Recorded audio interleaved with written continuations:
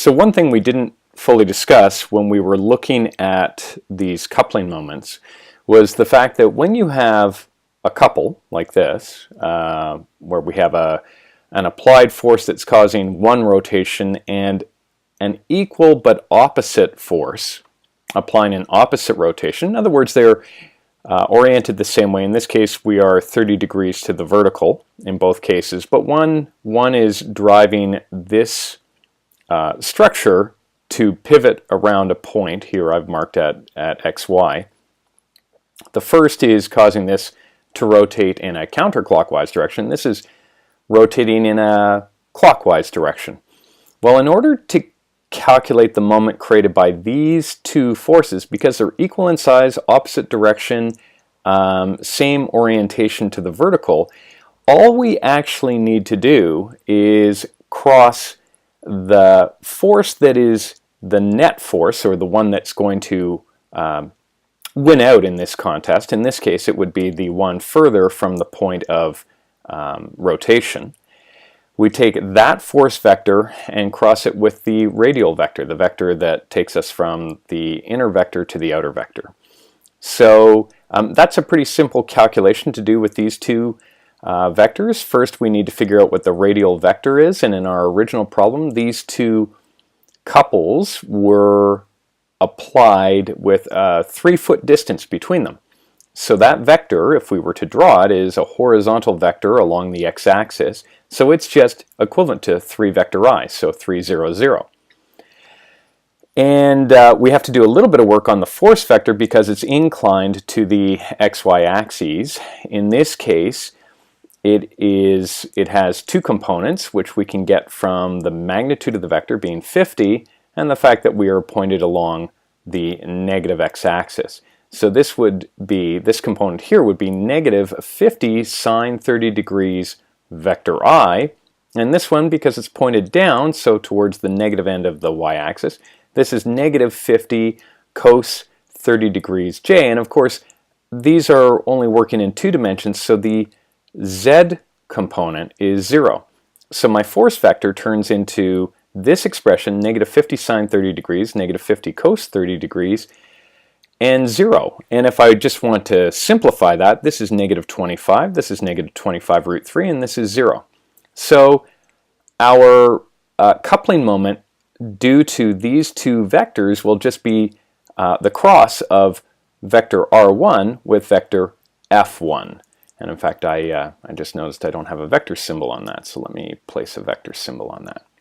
We go through the same argument in this coupling that we had here, where the distance between these two vectors was 4 units. The vector that's going to force the rotation, which is going to create an overall moment, will be this lower force, the force at a greater distance from the point of rotation. So it will be this vector here that will drive things. And the distance is 4 units south, or 4 units down, from here to here.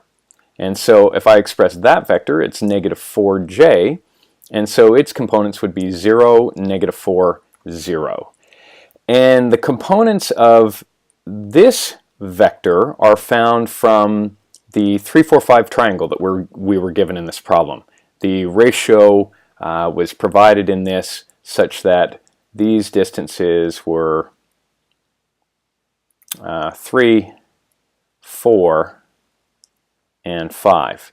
So that creates the scenario that with the hypotenuse being 80 newtons, the horizontal component is 80 times 4 over 5. That's just the cosine of that angle in here, the cosine of that angle. And the vertical component is 80 times 3 over 5. So 80 times 4 over 5 vector I and 80 times 3 over 5 vector j. And so if we write our finished force 2 vector, it's 80 times 4 over 5, comma 80 times 3 over 5, and again the z component would be 0. And that works out to 64, 48, and 0. And so what we're going to do to calculate our net moment, our overall moment, will be to add those two crosses. So here's what I did. I took R1, crossed it with F1, and R2 and crossed it with F2. And so that amounts to taking 3, 0, 0 and negative 25 root 3 and 0 and crossing those two vectors. The same for 0, negative 4, 0, 64, 48 and 0. So just for reference, this is right here.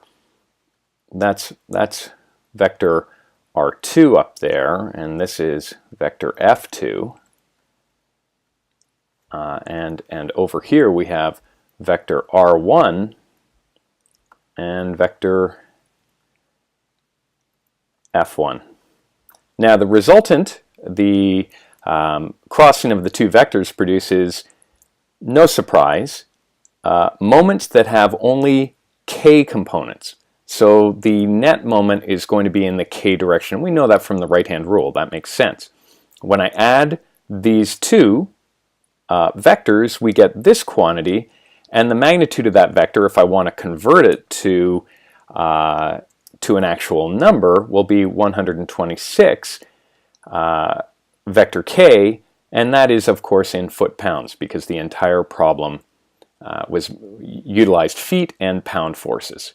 Hopefully that clarifies how you can go about doing the coupling moments in an easier, more efficient fashion. So when you have couples, opposite forces, same incline, equal in magnitude but opposite in direction, you just have to work with that net force and the one radius, and that will get you the moment for that pair. So we do that one pair at a time and then just add them all together. I hope that helps to understand that problem a bit better.